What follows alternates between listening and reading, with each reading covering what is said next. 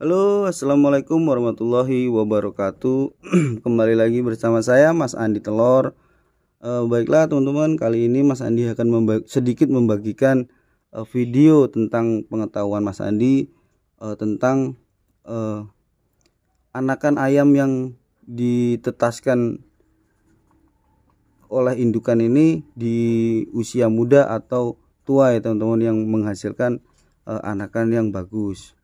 Baiklah teman-teman, sebelum kita mulai videonya, teman-teman boleh like, komen, dan bantu subscribe ya teman-teman, karena subscribe itu gratis teman-teman.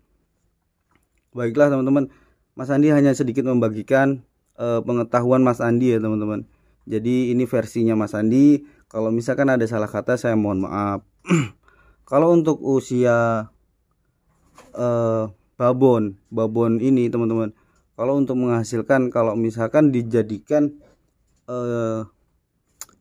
babonan anakannya bakalan super itu di usia usia muda ya teman-teman. Jadi kalau untuk anakan pertama itu kurang ya teman-teman. Jadi sepengetahuan Mas Andi yang sudah saya lakukan dan teman-teman saya lakukan, saya menanyakan bahwa usia di penetasan ketiga dia bisa menghasilkan bibit unggul, istilahnya kalau bangkok itu yang super ya teman-teman. Nah, kalau mau buat gacuan kita bisa memilih-milih, bisa juga itu tergantung hoki-hokian peternak ya teman-teman. Kalau misalkan usia masih baru belajar menelor, itu pasti adalah salah satunya yang bisa bagus dan ada juga yang tidak ya teman-teman. Tapi kalau misalkan di usia belajar dia nelor di ketiga itu insya Allah banyak menghasilkan bangkok-bangkok yang bagus ya teman-teman. Nah teman-teman, kalau usia tua itu sebenarnya bagus teman-teman, cuman kan namanya gen ayam dimana-mana kalau misalkan udah tua ya kualitasnya juga agak berkurang ya teman-teman. Kalau misalkan ini kan buat ayam petarung atau ayam bangkoknya. Kalau misalkan teman-teman mau usaha cuman hanya membutuhkan anakannya, jadi nggak perlu memikirkan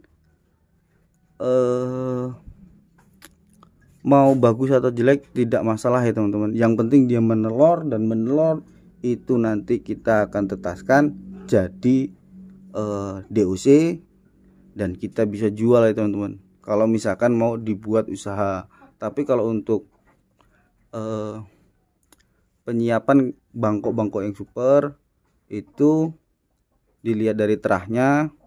Terahnya ayam bangkoknya bagus, babonnya juga bagus ya, ukuran nelor di kedua, ketiga, keempat, dan sampai 1,5 tahun itu udah masih jos-jos semua teman-teman ya. Ini ayam Mas Andi cuman segini teman-teman, jadi masih sedikit. Jadi itu ada yang masih mengkrami juga. Kalau Mas Andi hanya beda dengan kayak Bang Ari Roaster itu, beliau menyiapkan ayam-ayam untuk petarung ya teman-teman, tapi dijual juga. Maksudnya menyiapkan itu untuk yang mau beli di tipe-tipe ayam petarung. Kalau Mas Andi ini banyak menjual di rekan-rekan yang istilahnya kalangan menengah ke bawah lah, maaf ya teman-teman ya. Kalau Bang Ari insya Allah babonnya super, bangkoknya juga super ya, otomatis harganya juga super ya teman-teman. Jadi jangan melihat sama-sama ayam, tapi melihatlah induk terahnya dia. Terahnya ayamnya itu murahan atau mahalan. Kalau mahalan ya wajar harganya mahal, tapi kalau terahnya murahan ya otomatis harganya murahan teman-teman.